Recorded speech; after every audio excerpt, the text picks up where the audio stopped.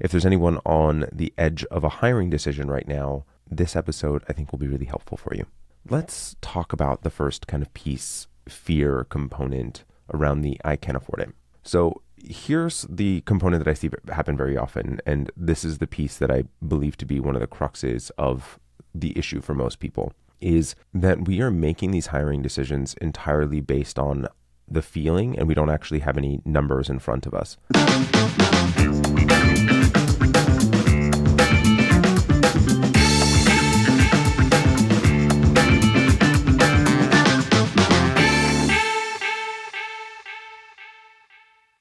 So hiring is one of the biggest decisions that agency owners can ultimately make. And for many, it's a decision that comes with a reasonable amount of hesitation, especially when the budget feels tight or the future of revenue feels a bit uncertain. But sometimes the right hire needs to come before you actually feel fully ready. And so in this episode, we are going to be talking about hiring early. And is it a calculated choice? Are we making a calculated risk? Are we just taking a risk? Are we being unreasonable? And how do we know whether we are taking and making a temporary stretch to financial circumstances to solve for a real growth bottleneck that's actually going to effectively invest in our future growth, allowing for us to have that be a higher likelihood? And how to assess that actual opportunity. So I want to go through that assessment, whether you're solving for yesterday's, today's, tomorrow's challenge with this hire, whether we have any mechanisms by which we can reduce the risk, and what are the success criteria that we want to do in order to allow for us to have an understanding, what are the cash flow thresholds and cash reserves that we want to have in order to do these types of investments. And if there's anyone on the edge of a hiring decision right now, this episode I think will be really helpful for you. Let's talk about the first kind of piece, fear component around the I can't afford it. So here's the component that I see happen very often, and this is the piece that I believe to be one of the cruxes of the issue for most people, is that we are making these hiring decisions entirely based on the feeling, and we don't actually have any numbers in front of us. So I'm going to push back, and I've had several episodes on this podcast and YouTube channel and daily life really talking about the fact that you should have fiscal framework around your budgetary expenses and having a mechanism by which to make choices.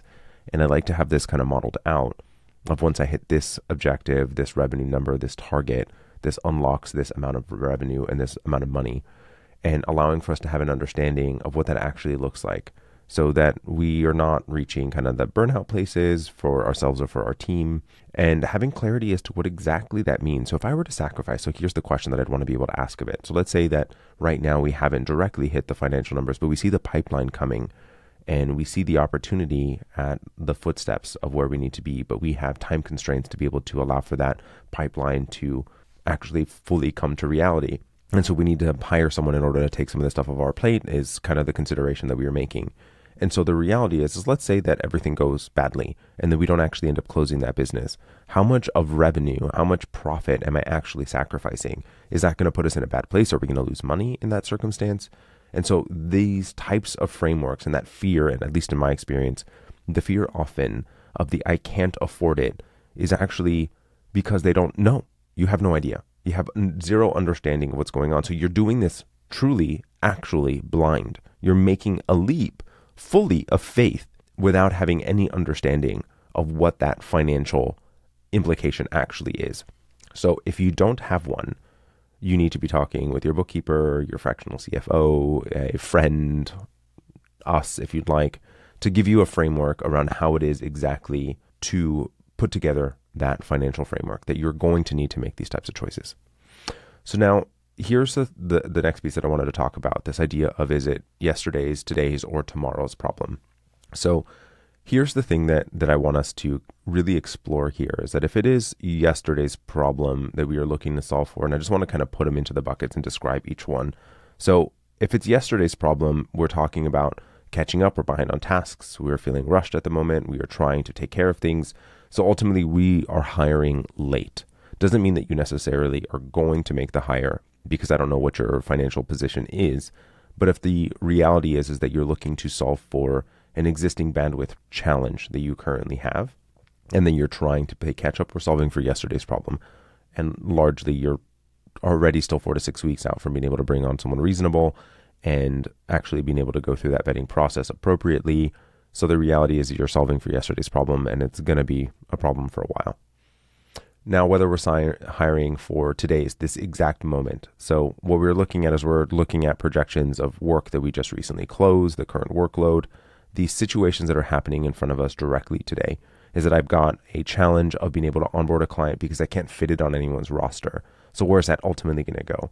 The default generally is that that's going to fall onto my plate and I'm going to take it on as the owner. But that's the challenge that ends up happening. And so that ends up meaning a sacrifice of I'm sacrificing business development, which then sacrifices future growth, which then I don't know that makes sense to hire someone because et cetera, right? Like that ends up playing out. So am I solving for an existing client onboarding challenge? Means it's a today's problem. Now for the distinction and the difference for tomorrow's is that we're starting to see a challenge where we are having strategic growth opportunities in a specific direction.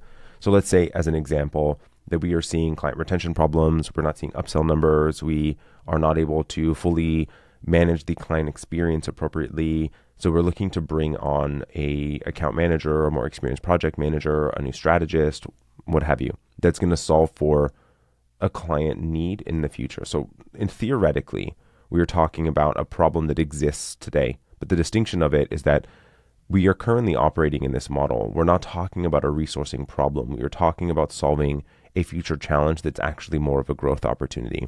And so in my viewpoint, the first two are purely budgetary decisions, entirely budgetary decisions. Do I have it in the budget right now? Yes or no? And if no, then we need to look at what it is that we've done. So we may have priced the projects wrong. We need to maybe go back to the clients. We need to get clients back in scope. So there's different solutions to that example. Now, if we are hiring for tomorrow's strategic opportunities, there is an opportunity and a conversation, not saying that you should, but a conversation to be had about the need to solve for tomorrow's problem with that strategic growth opportunity.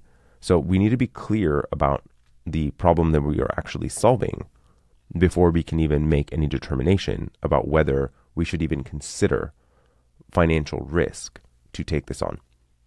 And so now the next piece is, all right, so now we know that this is a tomorrow's challenge. It's a strategic opportunity to allow for us to be able to achieve our longer term vision or midterm vision, right?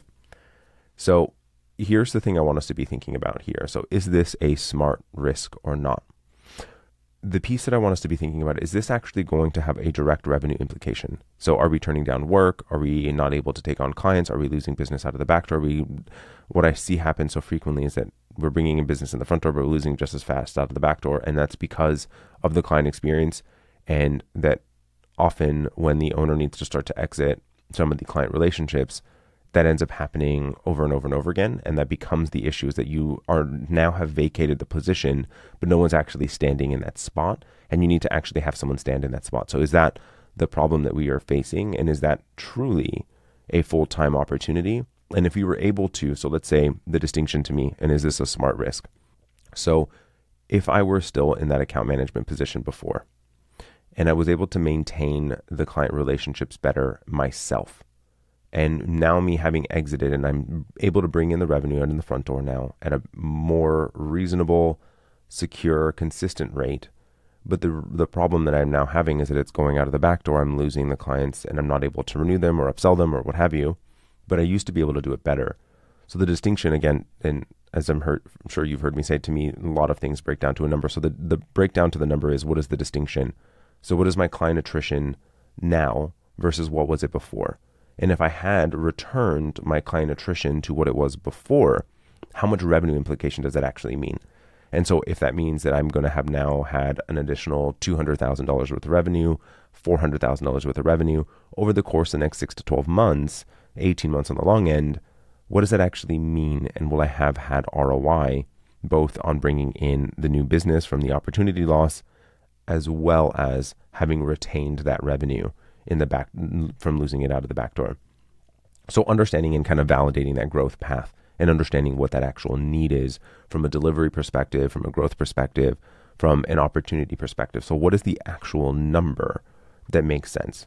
And so is that need, and then the next piece, is that need going to be repeatable? Is it something that is consistent that I need on an ongoing basis, or is it just a temporary thing? And if it's a temporary thing, then it's a different solve. We're not hiring someone full time for it. We can bring on a freelancer, or we can look at a service to be able to manage for that temporary spike and adjust resources a bit differently. But if it's an ongoing need, an ongoing problem, then we should be considering it. And then from the other piece is just making sure that we have the actual apparatus to do this in the first place. So what is the level of seniority of the person that we are going to need to bring on, and have a clarity of what that actually looks like and whether we're able to bring that person on and set them up for success. Now, we have already determined exactly our fiscal budget, clarity on what that looks like. We've determined that we have tomorrow's problem. Now we understand whether this is the right risk or not. We have measured the opportunity effectively and have made a determination that there is a true opportunity fiscally for us in going in this direction. Now, the management of that risk. Does that make sense in the timing of all of this? So the threshold and the way that I like to look at things is, for me, I want to have operational expenses for a minimum of 2, ideally 3 months of costs. So if I'm going to be hiring someone, do I have the existing cash reserves that allow for me to be able to do so? And in an ideal world for me, if I were to want to do this, I'd be looking at, if I were to bring on this additional person, let's say that it's $10,000 a month, do I have an additional $20,000 that exceeds my minimum 2-month threshold of operational costs that allows for me to be able to do so, mitigating most of the risk from a actual future business perspective? Then the other piece that I want to do is, what is the success criteria for me, right? Is that, in the example I've been using throughout this episode, is the account manager, client attrition, client retention, upselling, is that, okay, so now I've brought a person on. What is the reality that's going to show me that this is actually working and that I'm starting to have initial ROI? Do I have 30 days? Do I have 60 days? Do I have 90 days? Do I have 180 days? What does that actually look like that's going to allow for me to be able to have it? And the way that I like to look at it is very clear in, here's my minimum threshold that allows for me to continue down this direction. Here's my ideal that knows that this is now a permanent change. I'm really happy with it, what's the outcome, and I've achieved my goal essentially. And knowing what that number is. And so if you don't hit the minimum threshold, what does that mean then? And actually make the decision today and already have it fully done. You're already fully committed to it, so that when your time investment 3, 6 months, 12 months down the line, your time investment, your emotional commitment to it has shifted. You've already made the choice and you've already made a commitment to the decision that you've already made. I like to do that because we're all emotional creatures. Then the next piece is, make sure that we are hiring with intent and transparency, that the individual that we are hiring knows exactly the challenge that we're looking to solve for, the numbers by which we currently find ourselves in now, and what is the expectation of what they need to accomplish and by when. Because if you are bringing someone on and they don't know what that looks like and they're not actually committed to doing this in the first place, you've already failed. You've already done it wrong, and don't make the risk because it's not worth it. So you need to make sure that you're bringing someone on that's up to the challenge, and ideally even have solved that challenge before. So making sure that you're making that right hire that allows for you to be able to generate the leads, be able to sell, be able to grow, be able to service your business, your clients well, is pivotal for this. And if you're not doing this in the appropriate fashion, validating, having that conversation, then you're not going to unlock any growth. You're not going to unlock any opportunity. You're actually more just potentially filling tasks again, which is then putting us back into, we are solving yesterday or today's problem. We're not solving for tomorrow's problem. So then we would need to make that reevaluation of what's going on if you're not actually doing that. So sometimes stretching a little with a plan, knowing that I'm sacrificing 1 or 2% of revenue, 1 or 2% of profit in this moment, but I'm still profitable. I feel comfortable with that. I'm happy with that direction, with this opportunity to be able to grow this. Then you're making a concise, reasonable risk polarity decision that allows for you to be able to move forward. And am I going to actually derive the amount of ROI that I'm looking for out of this? So the reality is that hiring before you're fully ready can actually be quite uncomfortable. And I've been there many times myself. But sometimes it's the exact move that you need to make that's going to help your agency grow into the next phase of business. And the key is knowing what you're solving, having a clear plan of what that actually is going to look like, and making sure that, 1 + 1 = 2 and that the math ultimately works. And so it's not about hiring recklessly at all. It's about making a strategic decision that expands your capacity, expands your ability at the right time. So don't wait until you're breaking, because it's not going to actually function and work in that way. hire with intention, and give yourself the room to lead.